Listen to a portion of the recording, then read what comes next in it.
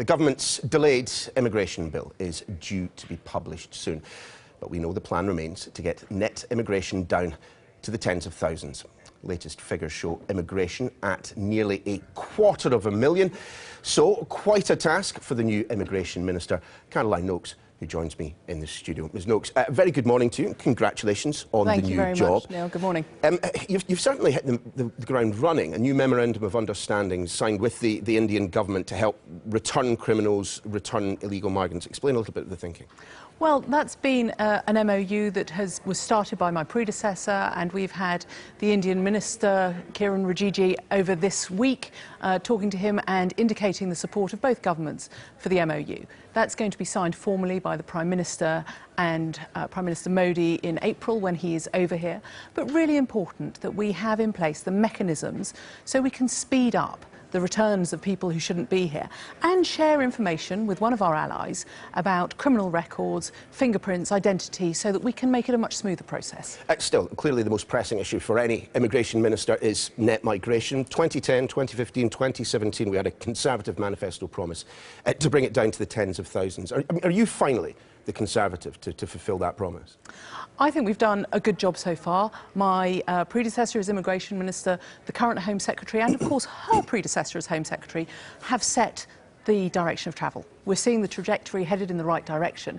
But what's really important is that we make sure that this is a country that is open and welcoming to those who want to come here to study and to work, so that we can have the right people come to this country, helping our communities and economy, and make sure that we stick to that. In terms of the tens of thousands target, you're a country mile away from it still, 250,000 net migration this year. We're very clear. That's a manifesto commitment, and we are headed in the right direction. It's the third time you've made it a manifesto commitment. Which proves that we're committed to do it, and we are working really hard. It also shows that you're not very good at living up to your promises. And I think that's an unfair comment to the new Immigration Minister. You know, I'm determined in my new job to make sure that we continue that direction of travel, that we work really hard to make sure that we have sustainable levels of migration into this country. So how are you going to do it? Well, we're going to have a new immigration bill come forward. I know that Brexit provides a challenge, and it's really important that in a post-Brexit era, we make sure that we have the right policies in place to ensure that we can get towards that target. I've never said that it's going to be quick. We have to make sure that the direction of travel continues and that we do this sustainably over a long period. I mean, just give me one way in which you'll be able to make a significant hit to the net migration numbers. Well, as I've already said, we're working hard to make sure that we continue with removals with our allies and the countries that we work closely with. That's tens, that's hundreds, that's not thousands. Well, it has been thousands, and it will continue to be thousands of people that shouldn't be here and we don't wish to be here. But in addition to that, we have to make sure that we have the right policies in place. And I don't pretend that's going to be easy, but we have to ensure that we continue to attract people to our country who have supported our economy, but make sure that post-Brexit we have the right strategy, which after all is what people told us they wanted in the referendum. One way to help the figures would be to remove, as a number of your colleagues have suggested and asked, foreign students from the total. I mean, given the rate of return, given the financial benefits that they bring to the UK, I mean, that's a no-brainer, isn't it? Well, I think you have to look very closely at the ONS, who do the official statistics, and they're very clear that anybody who is here for 12 months or more should be included in the statistics, because after all, they'll be using services like the health service in this country, so it's important that we account for the people who are here correctly and accurately. But we've asked the Migration Advisory Committee to look at this issue. They're reporting in September, and I'm not going to prejudge what they're going to say. Still, I mean, as Sky's Beth Rigby discovered, I mean, the Prime Minister might not have much of a say in the matter. I mean, given the government's precarious majority, Scottish Tory MPs we know are agitating for this particular change. Are you ruling it out? What I've said to you really clearly, we have the Migration Advisory Committee. They're independent experts, economists, who are going to look at this for us, and I'll be working with them over the coming months, and I'm really looking forward to what they have to say in September. Yeah, but what's your view?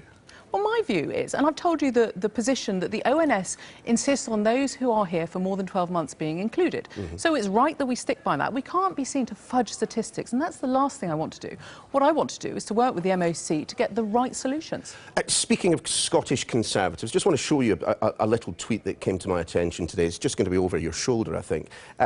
It's Ruth Davidson. She's out and about campaigning, but flanked by Justine Greening. Well, it will appear there at some point in the future. You know, the Gremlins have got in. In fact, we're showing it on another screen at the moment. Justine Greening. Why on earth was she removed from the cabinet? Look, I really like Justine. She did a great job both as Education Secretary and as Women and Equality Secretary, a role that Amber has taken up in the Home Office now. Justine worked really hard. I was really pleased to see her on Thursday at Women and Equality's Questions, being supportive, working hard. You know, it's right that we go forward with our education policy. And my colleague Damien Hines, who I work with in the DWP and who is a near neighbour of mine in Hampshire, is absolutely the right person to take forward our education policy. I'm certainly not going to prejudge his abilities and his time at the Department for Education, but if she was doing a good job, Justine Greening, why on earth was she moved? I wasn't privy to the Prime Minister's conversations. That may surprise you, in Downing Street on Monday What's your night. best guess, then? But I know that the Prime Minister was determined to put the right people in the right places. Which rather implies that Justine Greening was not the right person for education, which bothers a number of people. Well, we have seen some significant changes across government and a redefinition of roles and departments. So we've seen some changes to the Department of Health and Social Care now. I think that's a really positive and important change. And indeed, housing and communities and local government.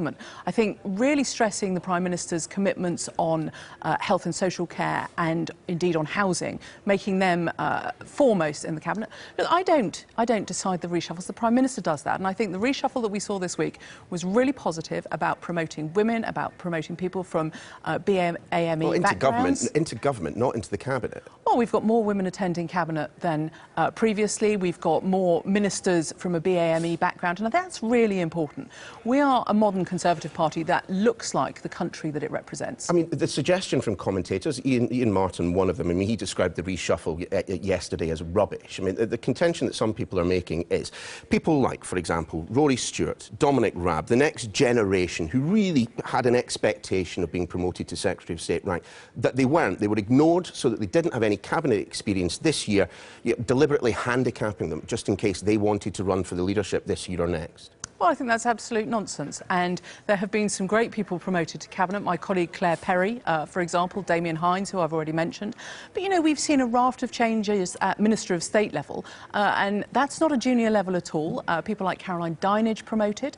And I think what we've seen are some great changes, some refocusing of priorities on the environment, on social care. And these are really, really important things for us to be taking forward. Yeah, but if you squint and looked at a picture of the Cabinet, it would look almost the same as it did before.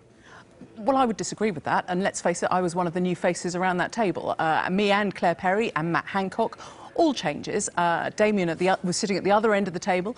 But, you know, it's about making a government that is forward-looking, a government that is determined to get on and do the job effectively, supporting the Prime Minister, and we're all really pleased to be doing that. Even with what can clearly be seen as a safety-first reshuffle, the Conservatives were once again home to Mr and Mrs Cock-up, weren't you? I mean, the tweet that was sent out by Central Office announcing Chris Grayling as chairman, rather than, as we now know, Brandon Lewis. I mean, Brandon Lewis, the new chairman, does have a point. Your digital strategy really needs to up its game. And Brandon's overseeing that, and absolutely the right person to be doing that. You know, I think that as somebody who does tweet, that I need to maybe raise my game on that. Sometimes I'm criticised for having one of the most boring Twitter feeds on the planet. Can't believe it, can't believe it. Shocking, isn't it? But, you know, some of us use it for varying purposes. I always focus on my Twitter feed about the job I do in Romsey and Southampton North, supporting my constituents, attending important meetings and events there. You know, there's a whole range of techniques that we can use. But, yeah, sure, I want to see more of my colleagues tweeting, and I want to see more of our activists tweeting. I just want to move on to a couple of stories that have emerged in the past 24 hours. Our city editor, Mark Kleinman, has revealed the fact that Carillion looks on its last legs. Can we be absolutely clear?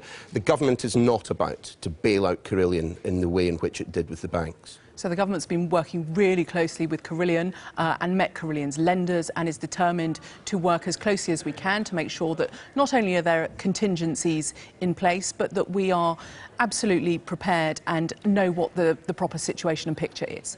It would be very wrong of me at this time to make any comment further on Carillion, but I think it is fair to say that the government's been working across different departments, those that are most affected with contracts with Carillion, to make sure that we have the right strategies in place should the worst happen. But this is a company that is still a going concern, and it's important that we don't prejudice that. I mean, Mark Clyman suggests that the government is not minded to bail out in the same way that we did with the banks. What he does suggest is that the government is being asked to ensure that certain payments are made at certain points in the contract. Now, again, that sounds very much like the contracts being torn up and once again the taxpayer being asked to foot the bill.